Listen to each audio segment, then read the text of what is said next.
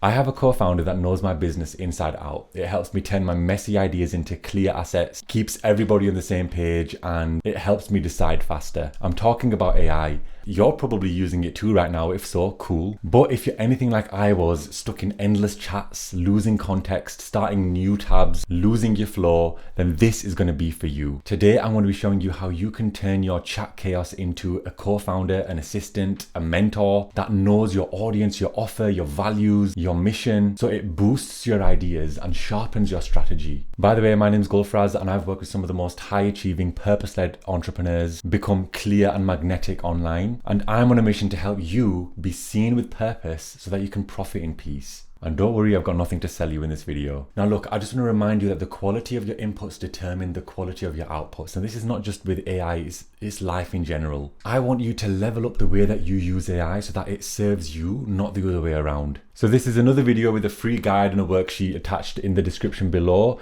You can use that to build your AI brand assistant along with me. So grab it there and follow along. All right, so I'm excited to go through this with you because this is going to help you create your co-founder, your assistant, your mentor, whatever you want to call it.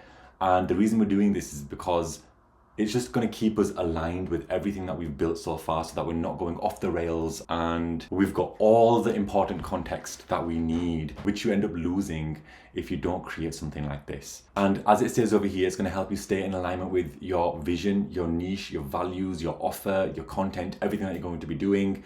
And we're going to be what I usually do with my clients is I upload the worksheets.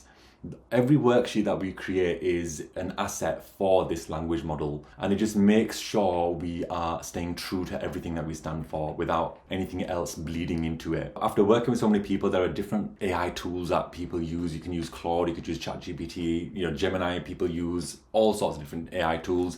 But after doing a lot of research into what would be best to host this language model, I stuck with ChatGPT because it's as neutral as possible and I've had the best results and the best responses, and like it says over here, it's the most flexible, it's got a more memory and more control for a true AI brand sidekick.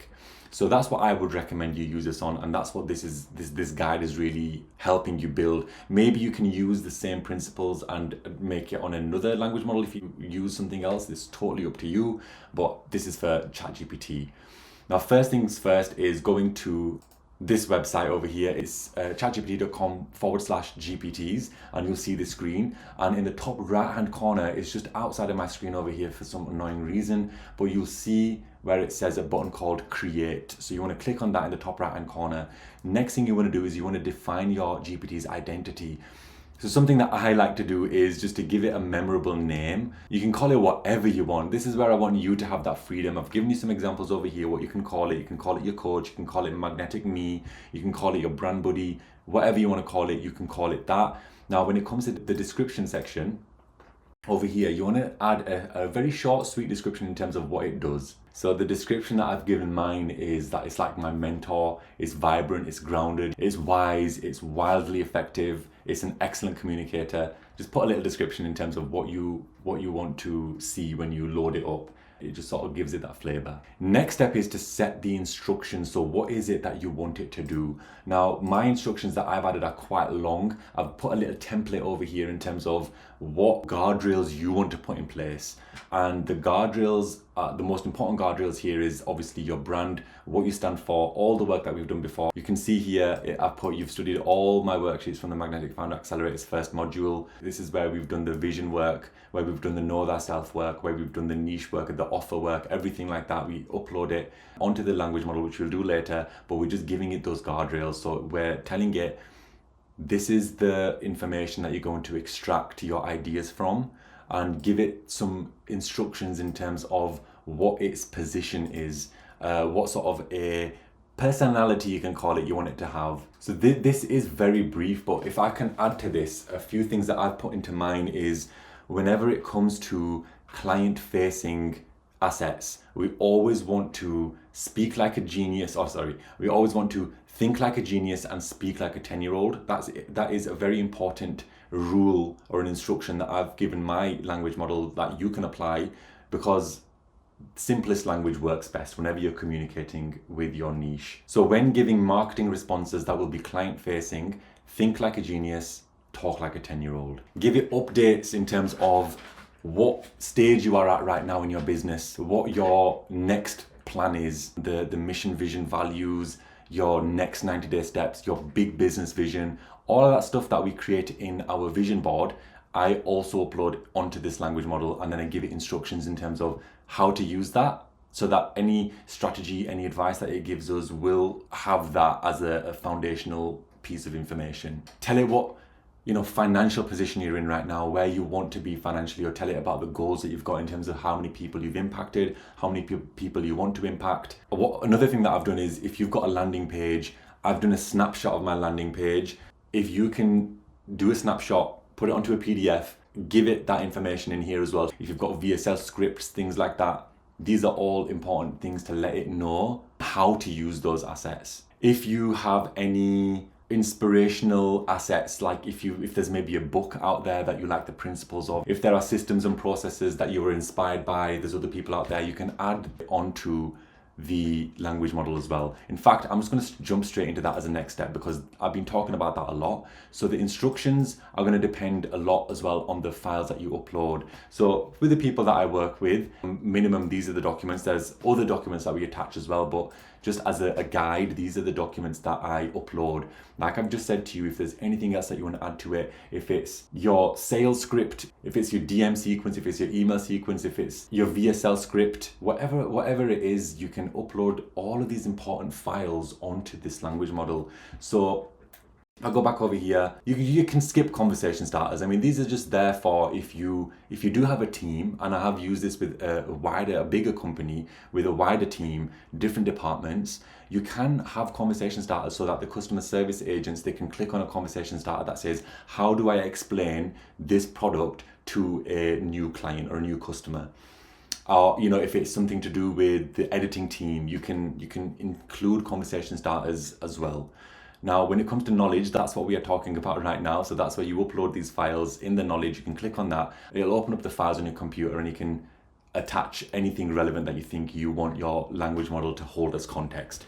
The next step after that is choosing your capabilities. So if you see over here, the capabilities section, you want to select all of these. Now, you can leave this unchecked, but if you are using tools like Notion, Zapier, other tools, this is a sort of a gateway, you can call it, that allows developers to integrate ChatGPT or OpenAI's language models into their applications. If what I've just said to you doesn't make sense, then you probably don't really need to worry about that. So just leave that unchecked. But definitely do make sure that the first 3 boxes are checked.